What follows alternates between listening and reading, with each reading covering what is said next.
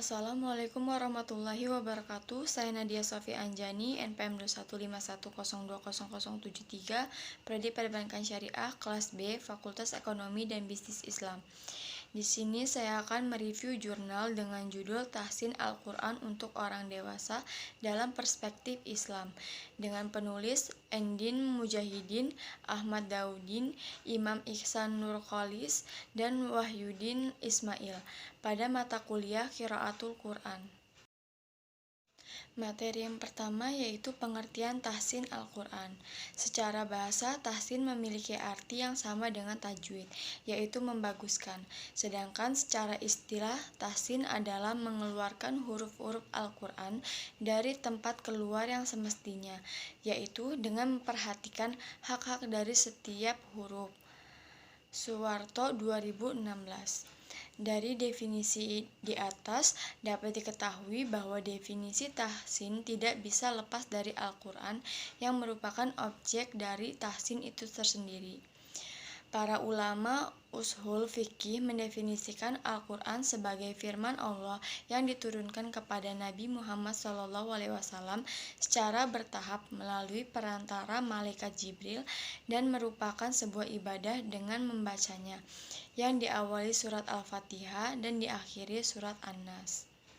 Membaca dan mempelajari Al-Quran memiliki keutamaan yang sangat besar dalam Islam. Di antara keutamaan tersebut yaitu orang yang mahir dalam membaca Al-Quran akan bersama para malaikat.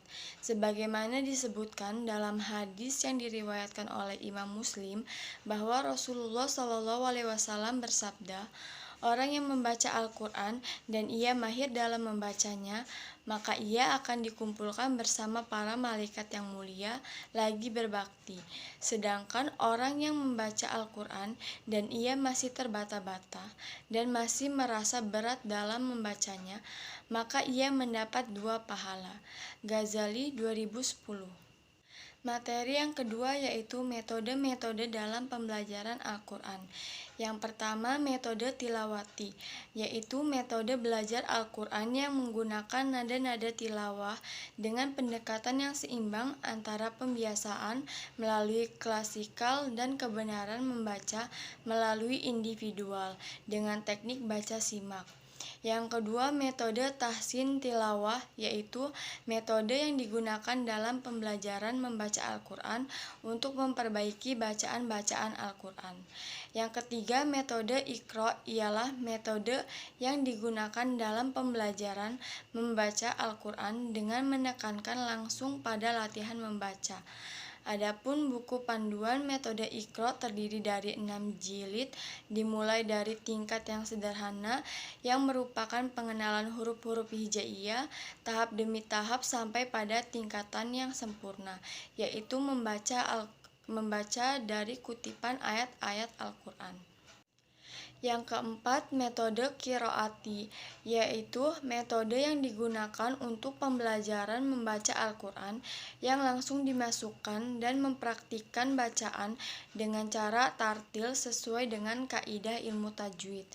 Yang kelima, metode Baghdadiyah atau disebut juga metode Eja. Metode ini berasal dari Baghdad pada masa pemerintahan Khalifah Bani Abbasiyah. Tidak diketahui secara pasti siapa penyusun metode ini.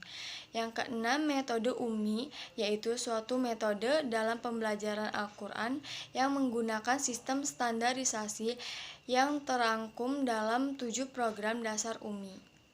Materi yang ketiga yaitu pembelajaran Al-Quran untuk dewasa dalam perspektif Islam. Dalam Islam tidak ada larangan untuk belajar di usia dewasa.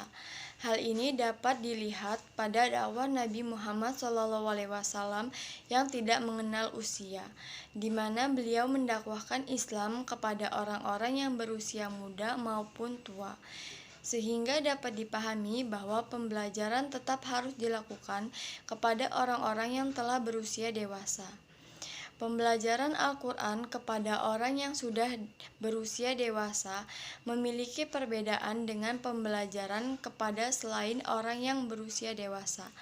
Hal ini karena terdapat hak penghormatan kepada orang dewasa yang harus dipenuhi.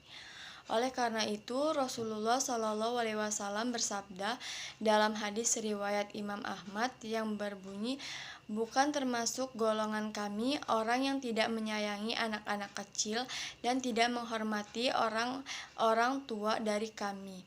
Hasanah dan Pagar 2018. Sekian review jurnal yang dapat saya sampaikan. Semoga bermanfaat untuk kita semua. Bila ada kesalahan, saya mohon maaf. Terima kasih. Wassalamualaikum warahmatullahi wabarakatuh.